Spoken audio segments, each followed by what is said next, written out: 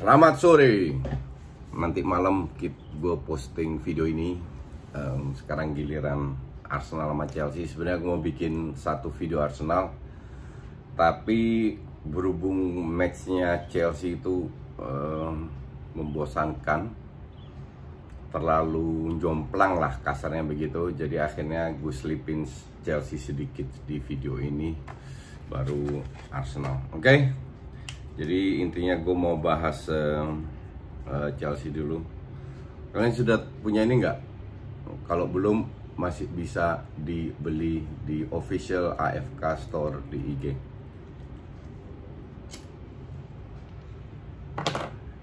Jadi match Chelsea itu sangat membosankan untuk gue, karena dari awal, bahkan setelah mereka unggul 2-0, Watford bertahan. Ball possession 71-29, 29% untuk Watford. Gue bingung. Gue selalu punya prinsip, lu kalah 1-0 atau 1000-0, still lose the game. Lu mau menang 1-0 atau 1000-0, cuma 3 poin. Chelsea mau balas dendam dari minggu lalu dengan performa yang sangat buruk, dan sebenarnya bermain tidak terlalu bagus. Yang untuk gue menjadi catatan, kenapa midfieldnya itu harus ada Ross Barkley. Mason Mount oke, Jorginho oke, Kante oke. Jorginho semenjak bermain lagi udah nggak dipasang lagi, karena feeling gue dia mau pindah. Walaupun dia pindah, lu kan bisa manfaatkan dia gitu loh. Karena Chelsea pun butuh points untuk Champions League. Dan Jorginho hampir selalu bermain bagus. Ada yang bilang, oh ya, kalau Jorginho main, daya serangnya berkurang karena kurang ada shot. True, setuju gue. Cuman kita juga tahu salah satu kelemahan Chelsea adalah kena counter.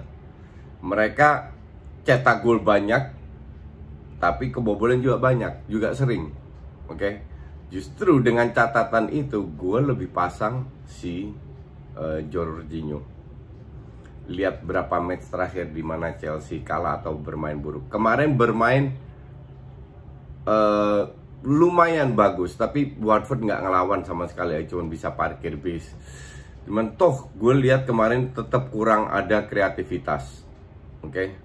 Sampai akhirnya bola jatuh di Giroud, baru kreativitas praktis datang dari Pulisic, Mason Mount, Soso, William Soso. Dan Chelsea itu banyak crossing mainnya ya.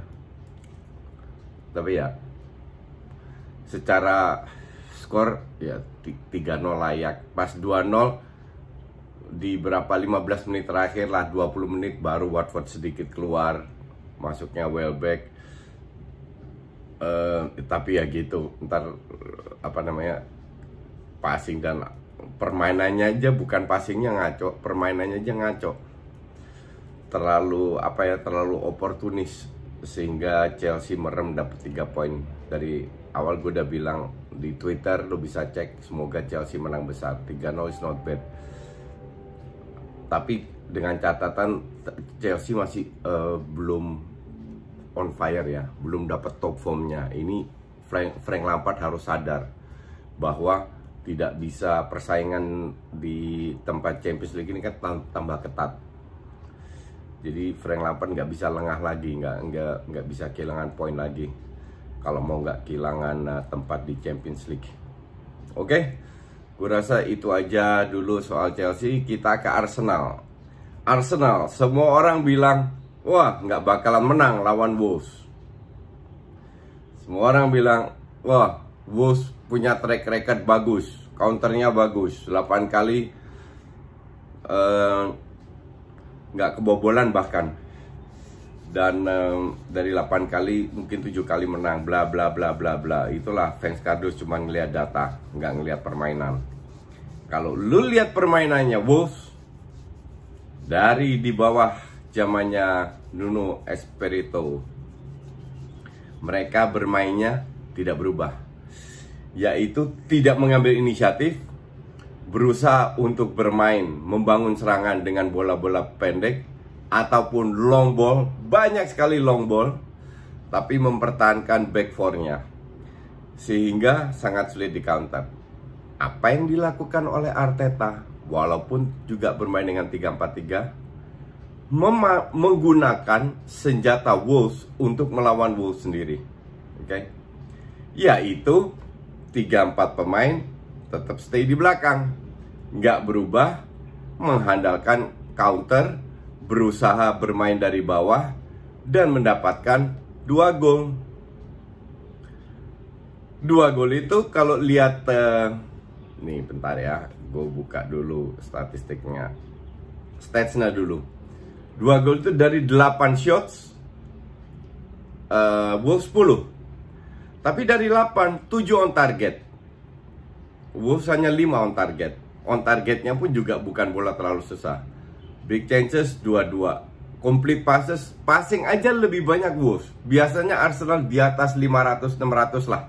Sekarang cuma 387. Wolves complete passes 439. Lebih banyak 50-an. Attacking third lebih banyak Wolves 83. Arsenal hanya 48. Oke. Crossingnya juga lebih banyak Wolves 16, Arsenal hanya 10. Tacklingnya lebih banyak Arsenal 36 dibanding 21. Artinya defense-nya sudah mulai bagus. Jadi kalau lu nonton itu match, gue bisa terima kalau orang bilang, oh itu match sangat membosankan. Fine, gue bisa terima itu. Oke.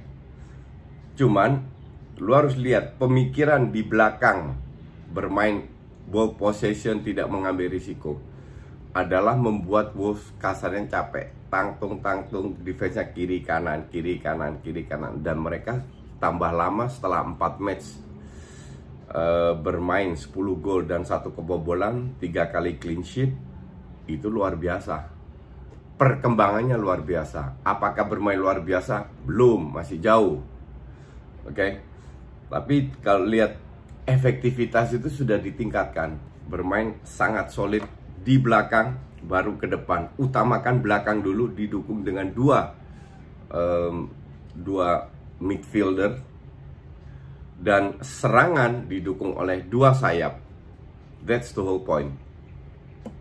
Ya, serangannya Suarez ya so-so. Di kiri Tierney nggak terlalu bagus, akhirnya dijaga Maitland-Niles karena lawannya ada Matraore itu lewat terus. Semenjak Maitland-Niles masuk sudah berubah. Ini juga sebuah perkembangan yang diraih oleh Arteta, di mana Maitland-Niles bermain luar biasa ya.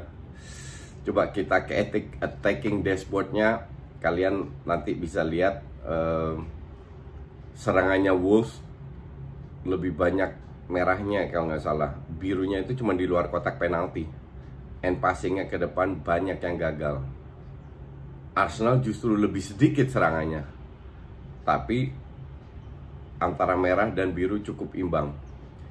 Nanti lu bisa lihat shotsnya. Oke, ini gue kasih 2 stats tentang shots. Nah, di situ bisa lihat betapa buruknya finishing dari Wolves, dan ada 5 on target pun itu keblok. Ya, keblok. Dan shootingan Arsenal hanya 1 yang off target ke atas. Sisanya on target semua, mendapatkan 2 gol. Tapi di luar itu, inilah yang gue bilang ini akan menjadi seru. Dan seperti yang gue katakan, masih ada 3 pertandingan berat. Leicester, Spurs sama Liverpool. Kan gue selalu bilang, yang susah dikalahkan untuk Arsenal itu cuma 1, Man City. Yang lain semua masih terbuka, bisa kalah bisa menang. Jadi akan menjadi pertandingan seru yang gue suka melihat juga pemain mudanya.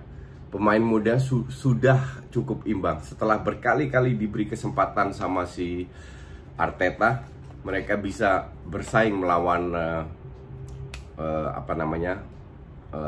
pemain seniornya.